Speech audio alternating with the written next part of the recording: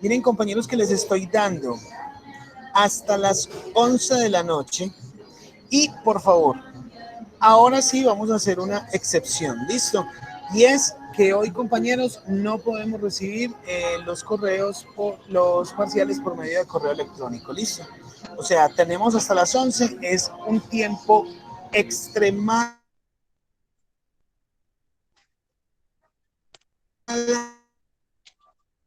prudente, listo, hasta las 11 de la noche, pero solo por plataforma. Cero WhatsApp, cero correo electrónico, listo, solo plataforma, por favor, tengamos eso muy, muy presente. Listo, pero entonces vamos a hacer algo aquí antes de... ¿Quién es usted y qué hizo con el profesor tan querido que empezó con nosotros las clases? ¿Cómo así? ¿Ese soy yo? No, Lo me que lo me pasa, cambiaron. no, es que les cuento una cosa, en esa calificación del parcial uno, eso fue una cosa terrible. Me tocaba buscar información en el correo, en el WhatsApp y en plataforma. Eso fue una cosa de locos. Mejor dicho, estaba yo ya como asustado con todo eso. Pero pues ahora simplemente todo va a estar direccionado por la plataforma y ahí ya no vamos a tener ese inconveniente. Listo. Entonces, les voy a contar, compañeras, cómo lo vamos a desarrollar, pero yo quiero que hagamos una retroalimentación así muy, muy, muy suavecita y es la que ya mismo les voy a mostrar. Listo. Solamente para que tengamos en cuenta. Nosotros siempre, siempre, siempre vamos a determinar desde un fenómeno que estamos estudiando, ¿cierto? Todos están viendo acá mi pantalla, ¿cierto que sí? Sí, querido profesor. Sí, Sofía, por profe. Dios. Bueno, entonces simplemente van a tener en cuenta esto. Siempre vamos a partir de un elemento, ¿cierto? De un fenómeno que nosotros queremos conocer o que queremos estudiar. Básicamente, lo que necesitan las empresas en este caso es determinar una estrategia. ¿Cuál es o qué es lo más importante a tener en cuenta?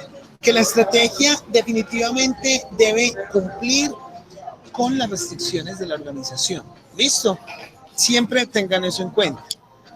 Por eso es importante cuando ustedes hagan el ejercicio, lo terminen y definan una estrategia, por favor debemos hacer esa comprobación en la función de utilidad y determinar que efectivamente, primero, tengamos la mayor utilidad y luego comprobar en las dos restricciones, o sea, en las dos inecuaciones, que efectivamente esa estrategia que ustedes están implementando o esos productos a fabricar o esas referencias a producir me estén cumpliendo con las dos restricciones. Eso es completamente fundamental, compañeros, para desarrollar los ejercicios. ¿Listo? Entonces, eso en primera instancia. Recordemos también que después del fenómeno nosotros siempre determinamos es variables. O sea, independientemente de los productos que vayamos a trabajar, vamos a definir variables. Siempre definimos variables X1 y X2. Recordemos que asimismo determinamos los ejes en el plano cartesiano y luego empezamos a llevar entonces los diferentes cálculos desde las ecuaciones, las inecuaciones y vamos despejando los valores, ¿cierto? También recuerden esto, compañeros, recuerden que cuando ustedes ya tengan definido esta parte de acá de las inecuaciones, luego definimos las ecuaciones y desde las ecuaciones es que puedo llevar entonces los despejes de R1 y R2, ¿cierto? O sea, las gráficas de R1 y R2. ¿Y cómo las vamos a graficar? Entonces, recuerden esto. Primero, voy a tomar las ecuaciones, ¿cierto? Y en la ecuación siempre voy a decir, cuando x1 vale 0, ¿cuánto vale x2? Y en esa misma ecuación digo, cuando x2 vale 0, ¿cuánto vale x1? Y listo. Ya con eso tenemos los dos puntos de una de las rectas, ¿cierto? Y para la otra recta, que sería la R2 o la restricción 2, es la misma historia. Siempre vamos a reemplazar x1 igual a 0 y x2 igual a 0. Listo. Una vez ya tenemos eso, recuerden también que debemos definir nuestras regiones factibles. Ojo con esto, ojo con esto, importantísimo. Esas regiones factibles nos deben determinar regiones en las cuales yo pueda dejar un punto cualquiera, ¿cierto? De X para X1 y X2, y ese punto me debe cumplir con las dos restricciones al mismo tiempo. Esa es la mejor forma de determinar una región factible, ¿cierto? Ojo, a veces las regiones factibles pueden ser muy pequeñas o pueden ser muy amplias, ¿cierto? Eso ya depende de la naturaleza que estemos trabajando del fenómeno y de la escala que estemos trabajando. También adicional, tengamos en cuenta lo que yo les comentaba de manejar la escala al momento de hacer los gráficos, ¿listo? Si estamos trabajando en escalas muy grandes, si estamos trabajando en números muy grandes, ¿cierto? Entonces tratemos de particionar ese número grande en números enteros, pero pues que sean también grandes para que el gráfico no nos vaya a dar muy extenso, ¿listo? Entonces, ya una vez tienen eso, chicas, recuerden también, por favor, después de determinar la región factible, definir cada uno de los vértices. Aquí les recuerdo algo. Los vértices, recuerden que no tienen un orden específico, ¿listo? O sea, yo puedo llamar los vértices, vértice 1, vértice 2, vértice 3, vértice 4, vértice 5, los vértices que aparezcan, ¿cierto? Yo los puedo nombrar en cualquier orden, no hay ningún inconveniente, ¿listo? Ese orden es completamente irrelevante. Lo importante es determinar el valor de todos y cada uno de los vértices. Adicional, siempre vamos a calcular el vértice de cruce. Ojo con ese vértice de cruce. Ese vértice de cruce no lo vamos a hallar gráficamente, ¿listo? Ese vértice de cruce lo debemos calcular. ¿Y cómo calculamos el vértice de cruce? Ese vértice de cruce lo determinamos por medio del proceso de sustitución o el proceso de igualación, tomando siempre las dos ecuaciones, ¿vale? Y una vez ya tenemos todos los vértices, entonces simplemente ¿qué hacemos? Todos y cada uno de los vértices los vamos a llevar en cuanto a su valor para X1 y X2 y lo vamos a llevar a ese reemplazo en la función objetivo. Y ahí vamos a determinar entonces, de acuerdo a la naturaleza del ejercicio que estemos desarrollando, cuál es la mejor opción, siempre buscando pues maximizar esa función objetivo o esa función de utilidad. ¿Listo? Y listo, chicas, ese es todo el ejercicio que nosotros vamos a hacer. Es lo mismo que ustedes han desarrollado en el taller. Básicamente es un ejercicio aplicativo en el cual ustedes, si son juiciosos y aplicamos, por favor, todos y cada uno de los pasos, pues no vamos a tener ningún inconveniente. ¿Listo? Compañeros, ¿tienen alguna pregunta antes de que iniciemos con ese parcial?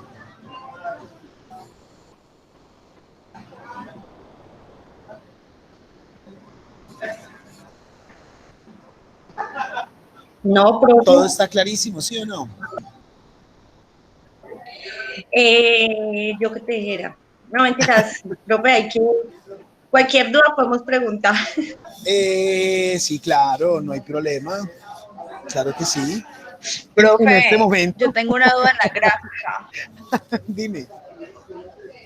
Profe, Dime, cuando usted Marcela. dice que cuando se da un valor muy grande, entonces uno lo debe tomar en la parte de X1 y X2 es lo mismo. Un ejemplo, ahí está de 10 en 10, que uno no vaya a poner de pronto de 20 en 20. Hay que tener en cuenta que está de 20 en 20 en X1 y de 20 en 20 en X2, ¿cierto? Claro que sí, Marcela, tienes toda la razón. Es más, siempre debemos tener en cuenta que como estamos trabajando con un plano cartesiano, básicamente, debemos tener en cuenta que la escala, tanto para el eje X como para el eje Y, que en este caso es X2 y X1, ¿cierto? O sea, X2Y, X2 sería el eje Y y X1 pues el eje X. Tengamos en cuenta es que la misma escala que vayamos a utilizar para un eje es la misma para el otro, ¿cierto? O sea, si yo voy a trabajar de 10 en 10, entonces ambos ejes me deben quedar de 10 en 10. Y lo que yo decía ahora, pues Marcela, tienes toda la razón. Y adicional, te complemento con algo. Cuando nosotros estemos trabajando entonces escalas muy grandes, por ejemplo, escalas, digamos que son números ya, digamos, no de 0 a 100, sino que nos dan, por ejemplo, números de 1000, 1200 o 1600, ¿cierto? No vayamos a llevar esto de 10 en 10, ¿sí? Porque si lo llevamos de 10 en 10, entonces nos va a quedar un gráfico extremadamente gigante. Entonces ahí simplemente lo que haríamos es llevarlo de 100 en 100.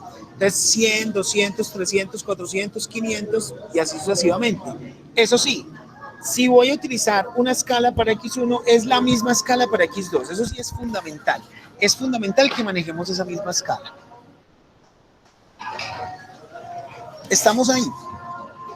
Profe, yo en el taller Dime. la embarré entonces. ¿Por qué? Porque yo hice, pues como una tenía un rango que subía hasta 120 y la otra tenía un rango que subía solamente como hasta 60, 80, no me acuerdo bien. Yo una hice escala de 20 en 20 y la otra la hice de 10 en 10.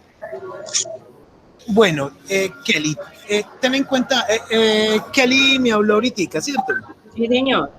Bueno, Kelly, ten en cuenta esto. Digamos que no va a haber ningún inconveniente en ese caso. ¿Por qué? Porque tú tomaste los valores mayores, ¿cierto? O sea, tú dijiste, uno va a llegar máximo hasta 60 y otro va a llegar máximo hasta otro número.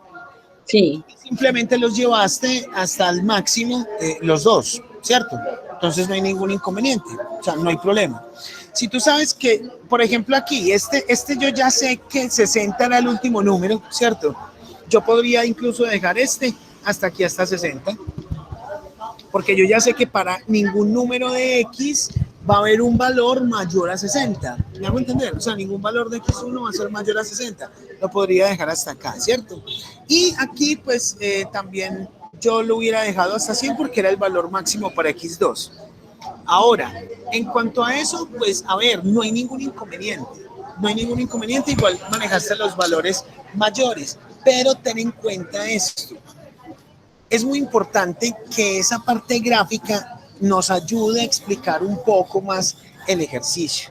Es decir, si yo manejo escalas iguales tanto para X1 como para X2, la gráfica me va a dar mucho más estructurada y me va a dar más homogénea. ¿Me hago entender? O sea, no me va a dar pues como muy achatada hacia un lado, sino que me va a quedar completamente proporcional en los dos ejes. Y por eso es importante manejar la misma escala para los dos ejes como tal, ¿listo?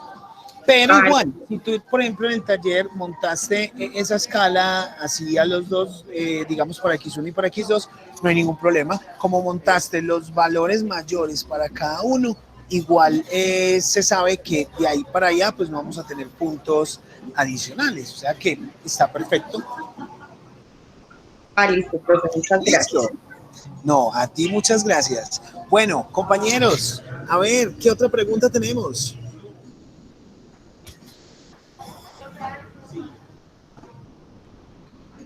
No, profe, hágale para que empecemos de una vez.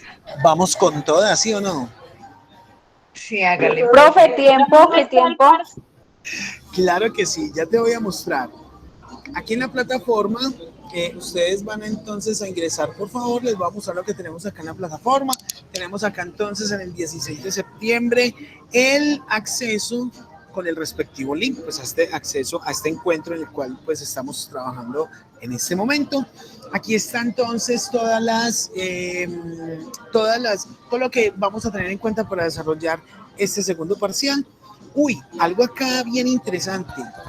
Chicas, ustedes la pueden montar en Excel o en PDF, pero por favor revisen muy bien la extensión de cada documento con el fin de que no vaya a subir dañado, por favor. ¿Me hago entender? O sea, ojo ahí cuando estén nombrando el archivo del Excel, tengan en cuenta que cuando yo termino un archivo de Excel, me debe terminar con la extensión de Excel. ¿Me hago entender? Como la extensión XLS.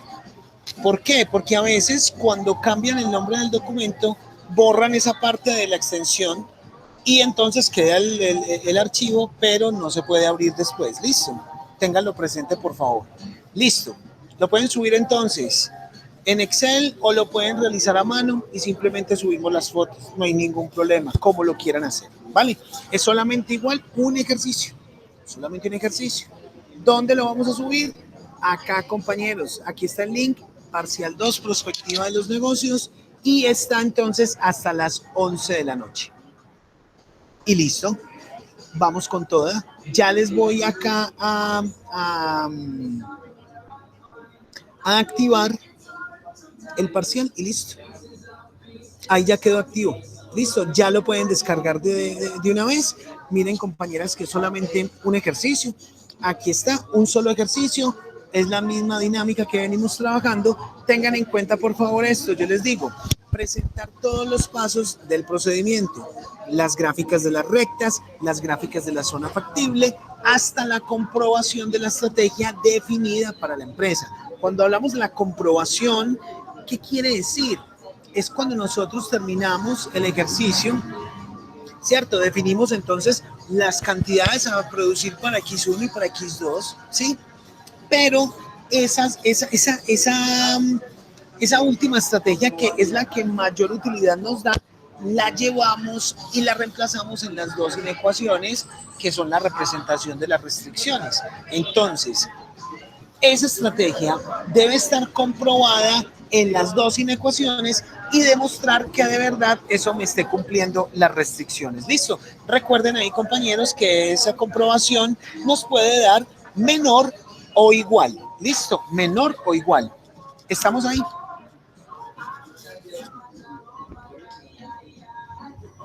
¿Estamos ahí, compañeros? Sí, profe. Listo, de una. Entonces, no siendo más, empecemos de una, compañeros. Yo ya voy a empezar acá. Voy a dejar de grabar para que el video no me quede tan largo. Y listo.